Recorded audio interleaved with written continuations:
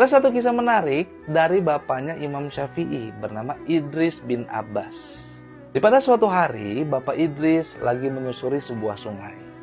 Ia tidak sengaja melihat ada buah delima jatuh di perairan tersebut.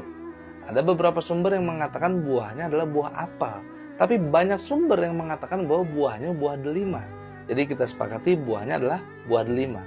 Bapak Idris nggak sengaja melihat ada buah delima jatuh di perairan tersebut.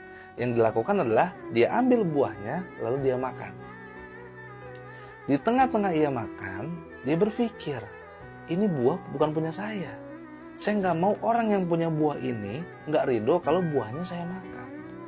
Akhirnya yang dilakukan Bapak Idris adalah Bapak Idris mulai menyusuri sumber air berasal dan sambil mencari di mana letak pohon delima tersebut.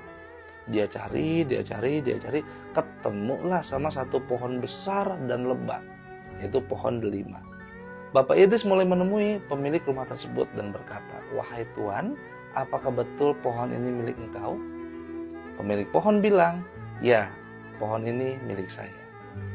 Tadi di bawah saya melihat ada buah delima jatuh, lalu saya ambil dan saya makan. Apakah engkau meridhoinya?" Kata pemilik pohon, Tidak semudah itu.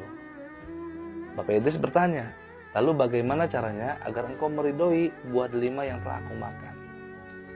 "Engkau harus menjaga dan membersihkan kebunku selama 1 bulan penuh tanpa digaji." Tapi demi mendapatkan ridho bapak pemilik pohon tersebut, akhirnya Bapak Idris mengiyakan. Kerjalah yaitu membersihkan, merawat kebunnya selama 30 hari full tanpa digaji. 1 bulan selesai, Bapak Idris bertanya lagi kepada pemilik pohon, "Wahai tuanku, apa yang telah engkau perintahkan, aku telah lakukan. Membersihkan dan merawat kebun ini selama 30 hari tanpa digaji. Apakah engkau sudah meridhoi buah delima yang telah aku makan?" Dijawab lagi, "Tidak. Ada satu syarat lagi. Engkau harus menikahi putriku. Putriku ini adalah seorang buta, bisu, tuli, dan lumpuh." Mendengar perkataan tersebut, Bapak Idris termenung. Tapi lagi dan lagi di situ, demi mendapatkan ridhonya, akhirnya dia iyahkan lagi tuh. Dimulailah pernikahan tersebut. Disaksikan oleh beberapa orang dan tanpa perantara penghulu. Selesai akad, pemilik pohon tersebut memerintahkan kepada Bapak Idris untuk masuk ke kamar menemui sang putri. Masuklah Bapak Idris ke kamar. Di situ Bapak Idris kaget karena putrinya sangat cantik dan mendekati sempurna. Jadi yang dibilang anak saya buta, tuli, bisu, lumpuh, nggak ada nih. Di kamar tersebut nggak ada. Yang ada adalah putri cantik dan hampir menyentuh sempurna. Tahu nggak apa yang dimaksud oleh bapak pemilik pohon ini kepada Bapak Idris bahwa anak saya adalah anak yang buta, tuli, bisu, dan lumpuh? Ternyata yang dimaksud adalah anak saya buta karena dia tidak pernah melihat hal-hal yang dimurkai Allah.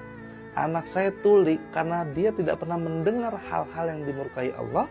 Anak saya bisu karena dia tidak pernah mengucapkan hal-hal yang dimurkai Allah.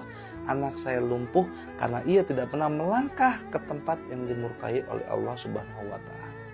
Dan alasan kenapa bapak pemilik pohon ini mau menikahi putrinya dengan Bapak Idris karena melihat kegigihan, kesungguhan, dan kejujuran dari seorang Idris bin Abbas. Dari situlah akhirnya sang putri menikah dengan Bapak Idris lalu melahirkan anak bernama Syafi'i. Mazhabnya telah diikuti oleh banyak sekali kaum muslimin saat ini. Semoga dari kisah ini ada sesuatu yang bisa kita ambil. Terima kasih.